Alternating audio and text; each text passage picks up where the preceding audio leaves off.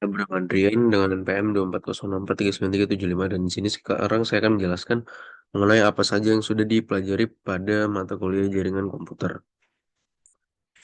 Oke, jadi eh, telah membagi menjadi 10 modul dan yang bagian pertama itu ada introduction. Oke, langsung aja kita mulai.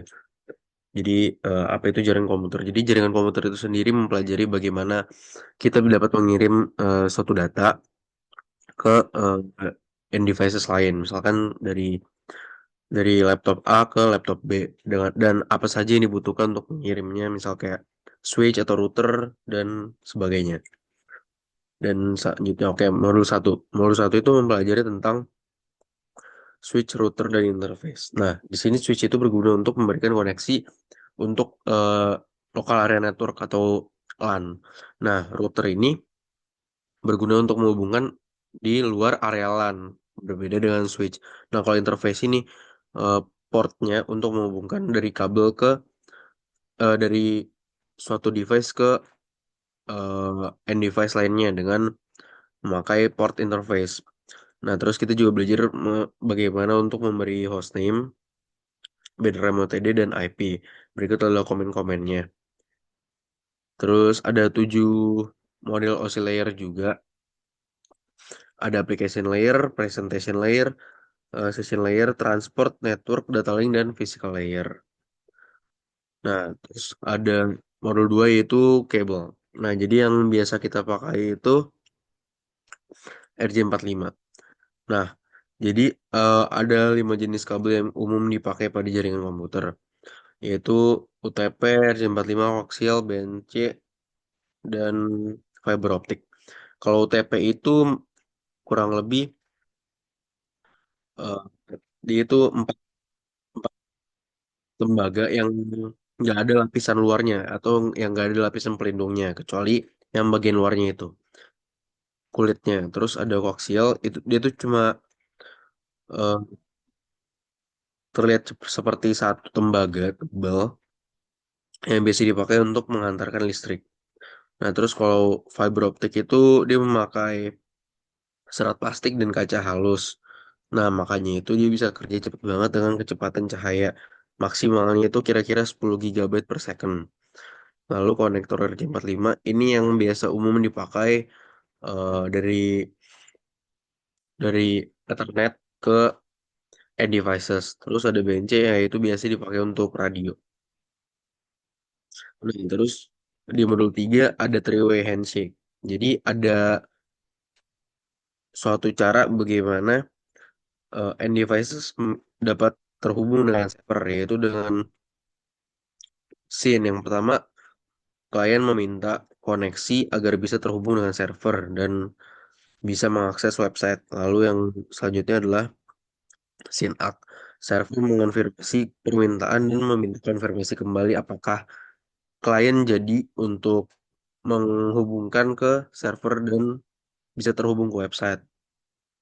Lalu ACK, eh, kliennya itu mengonfirmasi bahwa eh, sudah terjalin koneksinya yang diberikan oleh server. Pada modul 4 DNS server ada 4 jenis. Berikut adalah nama-namanya. Tapi yang biasa dipakai itu adalah A-Record, Trip,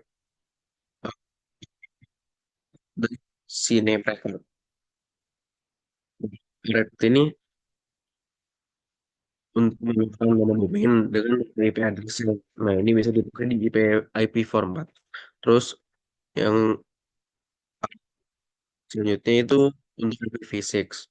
Lalu CNAME itu untuk mempersingkat suatu nama websitenya. Nah, terus kalau MX Record ini untuk eh, mengganti server utama dari website apabila eh, server utamanya sedang rusak. Nah, berikut adalah cara-caranya untuk web server. Lalu itu ada subnetting dan IPv6. Jadi subnetting itu adalah untuk memecah eh, subnet-subnet yang ada menjadi lebih kecil. Nah, berikut adalah tabelnya untuk subnetting itu sendiri. Lalu IPv6 itu adalah protokol internet protokol yang update setelah IPv4. Nah, jadi IPv6 itu penulisannya dia memakai huruf dan angka dan memakai titik dua dan kurang lebih IP uniknya itu hampir tidak terbatas. Dan itu ada VLAN dan interVLAN. Eh VLAN itu untuk memecah beberapa bagian jadi eh, untuk memecah jaringan menjadi beberapa bagian yang fungsi untuk mempermudah broadcast, menjaga keamanan dan mempermudah manajemen jaringan. Sementara interVLAN itu sendiri dibagi menjadi dua cara, yaitu ROAS dan SPI. ROAS itu memakai router untuk config-nya, sementara SPI nggak perlu. Lalu ROAS itu perlu sub interface dan SPI itu tidak perlu sub interface dan ROAS perlu trunk mode, akses, dan SPI tidak perlu karena tidak melakukan routing. Dan berikut adalah komen-komennya.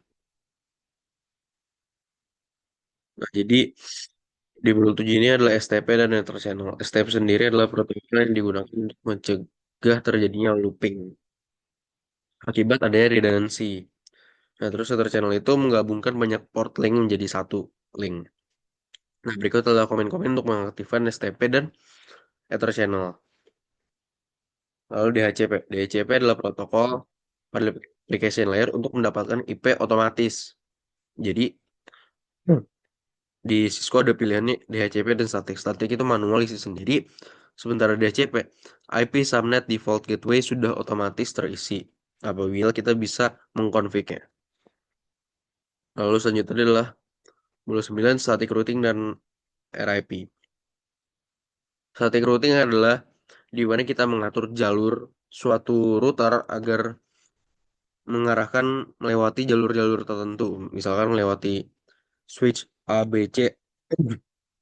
Lalu RIP adalah protokol routing dynamic di mana yang sering digunakan untuk bertukar informasi. Jadi router ini saling tukar informasi, saya harus lewat mana agar bisa mengirimkan data. Berikut adalah main komen untuk static routing dan RIP. Oke, lalu selanjutnya modul 10. Nah, di modul 10 ini kita eh, config suatu switch langsung menggunakan Putai. Nah, Putai di sini itu digunakan untuk fix secara real life bagaimana switch dan router yang seharusnya bekerja secara langsung. Nah, berikut adalah referensi-referensi yang sudah saya cantumkan. Oke, sekian dari saya. Terima kasih.